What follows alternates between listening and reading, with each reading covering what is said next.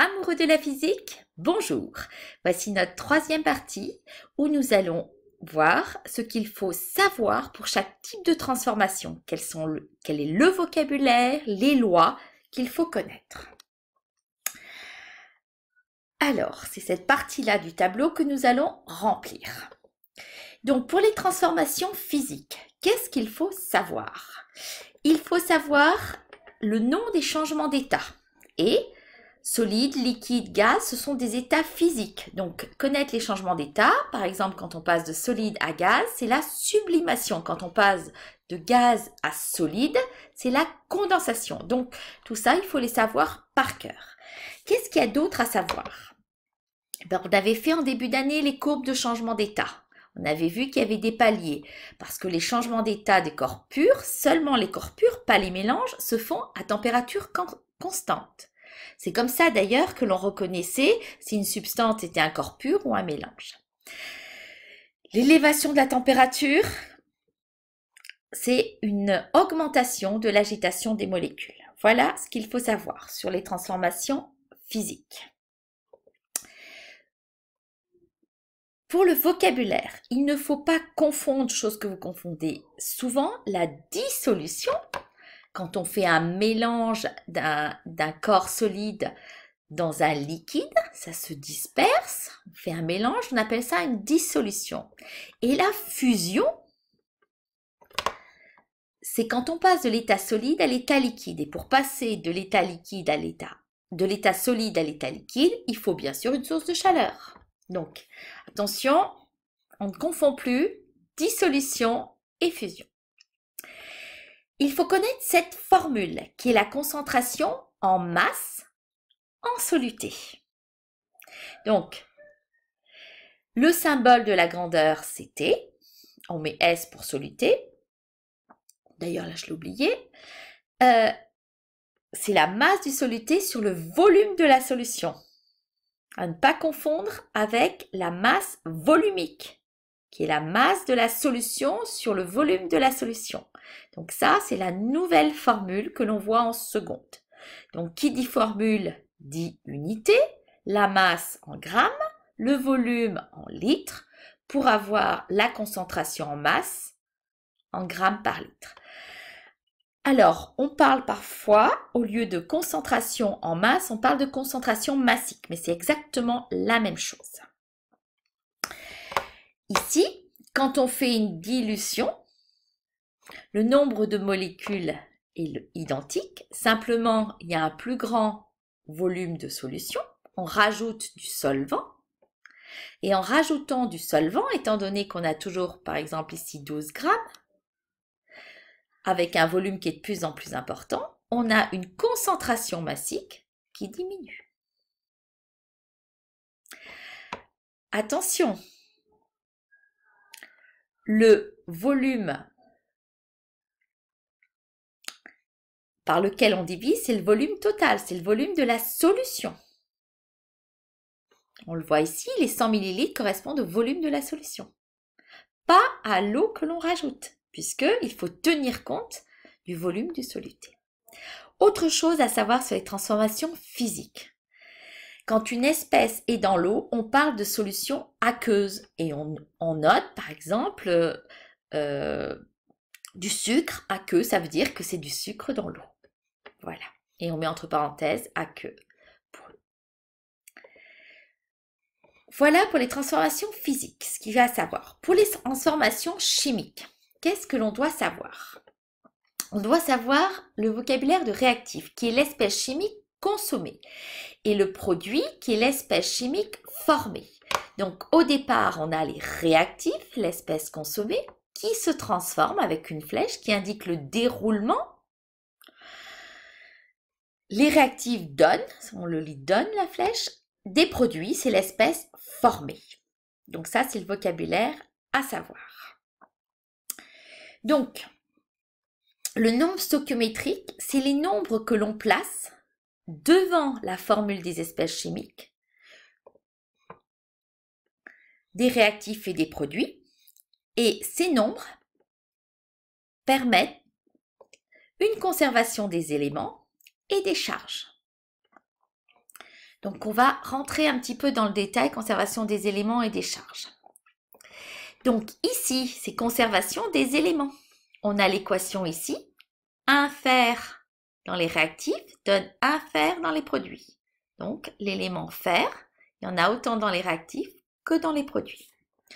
Pour l'élément hydrogène, il y a 2 éléments hydrogènes à cause d'un 2 ici. Et ici, il y a 2 éléments hydrogènes puisque c'est une molécule qui contient 2 atomes d'hydrogène. Donc, on a bien le même nombre d'éléments dans les réactifs que dans les produits. Ici, ce que l'on a montré, c'est la conservation des charges électriques. Qui portent des charges? Les ions. Ici, on a l'ion H+. Et comme on en a 2, on aura dans les réactifs au total 2 charges positives. Dans les produits, c'est l'ion Fe2+, qui a 2 charges positives. Et comme il n'y en a qu'un seul, on a 2 charges positives. Donc, on a le même nombre de charges dans les réactifs, 2 charges positives, que dans les produits, 2 charges positives. Donc, une équation, comme ici aussi, ça traduit la conservation des éléments chimiques du nombre de charges en ajustant les coefficients stoichiométriques. Attention, quand le coefficient stoichiométrique est de 1, on ne le note pas. Ici, un autre exemple d'équation. On va vérifier la conservation des éléments. Là, c'est une combustion puisqu'on réagit avec du dioxygène pour former du dioxyde de carbone et de l'eau. Donc ici, si l'on regarde bien, on a combien d'éléments? Ici, un carbone. Hydrogène, il y a un 4 en bas, ça veut dire qu'il y a 4 hydrogènes. Ici, il y a 2 molécules de dioxygène. Chaque molécule contient 2 atomes d'oxygène. Et comme on en prend 2, ça nous fait au total 4 oxygènes. Ça, ce sont les éléments que l'on a dans les réactifs. Maintenant, regardons les produits. Quels sont les éléments que l'on a dans le produit? On a un atome de carbone, un élément carbone. On a compté les hydrogènes. Ici, les hydrogènes. On a des molécules d'eau. Dans chaque molécule d'eau, il y a 2 hydrogènes. Mais on prend 2 molécules d'eau. Donc, 2 atomes fois 2, ça fait 4. L'oxygène. On en a 2 ici. Dans la molécule, il y a 2 atomes d'oxygène. Et là, on prend 2 molécules d'eau où chaque molécule a un atome d'oxygène. Donc 2 plus 2, 4 oxygènes. On a bien conservation des éléments. Maintenant, dans cette autre équation, celle qu'on avait au départ, il y a conservation des éléments et conservation des charges. Commençons par regarder la conservation des éléments. Le magnésium, il y en a un. Attention, pour ceux qui ne se souviennent pas, ça c'est un seul élément, une majuscule, une minuscule, un seul élément.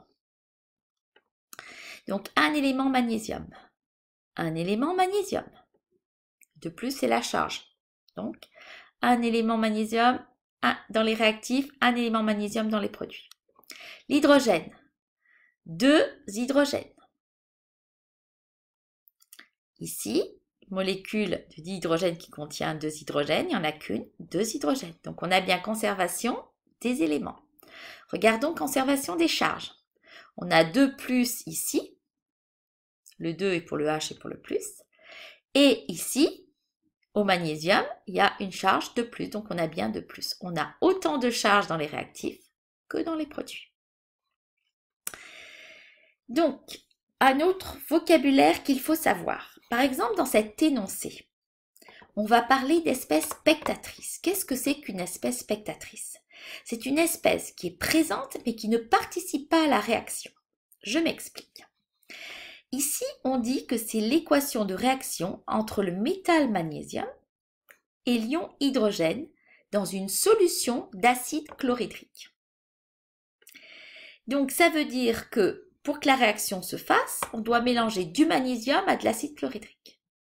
On ne peut pas avoir que des ions H+.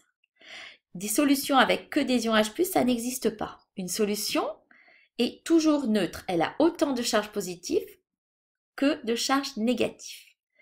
Donc, pour avoir des ions hydrogène, il nous faut une solution où il y ait des ions qui soient négatifs. Ici, ce sont les chlorures. Mais ces chlorures sont présents, mais ne réagissent pas. C'est ce que l'on appelle les ions spectateurs. Ils n'apparaissent pas dans l'équation. Maintenant que nous avons vérifié que dans ces équations, il y avait conservation des éléments et des charges, nous allons voir comment est-ce qu'on trouve ces coefficients stoichiométriques. Comment on procède pour ajuster l'équation, c'est-à-dire trouver les coefficients stoichiométriques. Par exemple, si nous avons cette équation-là, nous devons trouver les coefficients stoichiométriques. On commence par prendre un élément. Ici, l'élément carbone. Donc, sans mettre aucun coefficient, on remarque, sans que l'équation n'ait de coefficient, on remarque qu'il y a un carbone ici et un carbone ici. Donc, en laissant le coefficient 1 et 1, le carbone est équilibré. Donc, je vais, moi, noter qu'on avait mis 1 et 1. Normalement, on n'a pas à les mettre. D'accord? Mais pour dire, là, j'ai choisi déjà mes coefficients. Maintenant, je prends un autre élément. Par exemple, l'hydrogène. Donc, ici, l'hydrogène, il y en a 4. Parce qu'on a choisi le coefficient 1 tout à l'heure. Ici, l'hydrogène. Pourquoi on a choisi de mettre ce 2-là? Simplement parce que, ici, on n'avait que 2 hydrogènes. Or, il nous en fallait 4. Je n'ai pas le droit d'effacer ce 2 et de mettre un 4. La seule chose que j'ai le droit de changer pour équilibrer, ce sont les coefficients qui sont devant. Et donc, ici, je mets un coefficient 2. Attention, là, c'est logique de ne pas pouvoir changer. On dit qu'on fabrique de l'eau. La formule de l'eau, c'est H2O. Si vous mettez H4O, ce n'est plus de l'eau. Donc, vous n'avez pas le droit de toucher à ces coefficients ici. Pour équilibrer, ce sont les nombres devant, les nombres stoichiométriques. Donc, on a déjà 3 coefficients. Donc, maintenant, il nous manque le coefficient ici. Et normalement, on peut trouver le coefficient pour que ça colle. Regardons, l'oxygène. Alors, l'oxygène, on en a combien? Au départ, on en a 2. Et ici, on en a 2 plus 2. Ça fait 4. Donc ici, comme les coefficients sont déjà instaurés, je l'aurais écrit ici, ça nous donne qu'il y a 4 oxygènes. Donc ici, pour qu'on ait nos 4 oxygènes, je n'ai pas le droit de changer ce coefficient-là que devant. Je vais mettre 2 devant ici. Et là, mon équation est équilibrée. Voilà comment est-ce que je fais. Je prends un élément, je vérifie, et ainsi de suite en prenant les uns après les autres les éléments de l'équation. Voilà, nous avons vu ce qu'il faut savoir pour les transformations physiques, pour les transformations chimiques. Il nous reste 2 mots ici, mais on verra dans une autre vidéo. Maintenant, regardons ce qu'il faut savoir pour les transformations nucléaires. Pour les transformations nucléaires, ce qu'il faut savoir, c'est l'écriture symbolique du noyau que nous avions vu avant. Un noyau est symbolisé comme ceci. Ici, c'est le symbole de l'élément. L'élément, on le symbolise par une lettre majuscule, suivie d'une lettre minuscule si la lettre majuscule a déjà été utilisée. En haut à droite, nous mettons le nombre de protons plus de neutrons, ce qu'on appelle le nombre de masse, et en bas, ce que l'on appelle le nombre de protons, Z. Ah, c'est le symbole de l'élément qui va nous servir dans l'équation. Que faut-il savoir d'autre? Que des éléments, ici le cuivre, peuvent avoir un nombre de nucléons différents. Et ils ont une relation d'isotopie, ils sont isotopes. Cet élément est un isotope de celui-là. Parce que la seule différence qu'il y a, c'est que ici, il y a 2 neutrons de plus. Ils ont le même nombre de protons, mais un nombre de neutrons différent. Maintenant, ce qui est nouveau, ce sont les lois de Soddy pour écrire les équations d'une réaction nucléaire. Les lois de Soddy, qu'est-ce qu'elles nous disent? Elles nous disent que lorsqu'on a une équation nucléaire, il y a conservation des nombres en haut qu'on appelle nombre de masse. Ici, 14 égale 14 plus 0. Attention, conservation du nombre de masse ne veut pas dire conservation de la masse, ce qui n'est pas le cas dans les réactions nucléaires. Mais ça, c'est un autre chapitre avec Einstein que vous verrez si vous continuez la physique. Ici, on a conservation du nombre qui est en bas. Jusqu'à présent, on disait que c'était le nombre de protons. Mais dans les équations nucléaires, on a des particules élémentaires, comme l'électron, le positron, le neutron et le proton. Donc, dans l'électron, il n'y a pas de proton. Dans le neutron, il n'y a pas de proton. Donc, on ne peut pas dire c'est le nombre de protons. On va considérer que c'est le nombre de charges. Par exemple, l'électron, il a une charge qui est négative. Le neutron n'a pas de charge et le proton a une charge. Voilà pourquoi on symbolise les particules comme ça. Donc, que faut-il retenir? Dans les lois de Soddy, conservation du nombre de masse, le nombre en haut. Conservation du nombre de charges, le nombre en bas. Et que dans une équation nucléaire, il y a des particules qui se forment, ou des particules qui interviennent au départ, comme l'électron, le positron, le neutron et le proton. Et voilà le symbole de ces particules. Nous allons le voir maintenant à travers 3 exemples. Le premier exemple, ici, la désintégration. Lors d'une désintégration, conservation du nombre de masse en haut. 226, c'est bien égal à 222 plus 4. 88 en charge, c'est bien égal à 86 plus 2. Donc, conservation des lois de Soddy. Dans le nucléaire, lorsqu'on fait une fission, si on la modélise comme ceci, pour écrire son équation, que va-t-on écrire? Eh bien, un neutron, un noyau d'uranium, un noyau dont la notation est ZSR, et un noyau de xénon dont la notation est XE. Et 3 neutrons. Et on va voir qu'en l'écrivant comme ça, on a conservation du nombre de masse et du nombre de charges. On a bien 1 plus 235, c'est-à-dire 236. C'est bien égal à 94 plus 139 plus 3 fois 1. Et là, on a bien notre 235. Conservation du nombre de charges. 0 plus 92, 92. C'est bien égal à 38 plus 54 plus 3 fois 0. Il ne faut pas oublier ce 3 ici, d'accord, pour avoir la conservation du nombre de masse et de charge. Dans les réactions qui sont dans les étoiles, les réactions de fusion, on a aussi cette équation-là, d'accord, 2 noyaux d'hélium, donc ils ont le même symbole. Ils sont isotopes parce qu'ils n'ont pas le même nombre de neutrons. Donc, ces 2 noyaux d'hydrogène donnent bien de l'hélium et un neutron. Regardons. 2 plus 3, c'est égal à 5. C'est bien égal à 4 plus 1 qui est égal à 5. Ici, nombre de charges. 1 plus 1, ça fait 2. C'est bien égal à 2 plus 0. Voilà ce qu'il faut savoir pour les réactions nucléaires. Il faut savoir les équilibrer. Donc, transformation physique, transformation chimique, transformation nucléaire, voilà ce qu'il faut retenir. Ces 2 mots, on les expliquera dans une prochaine vidéo.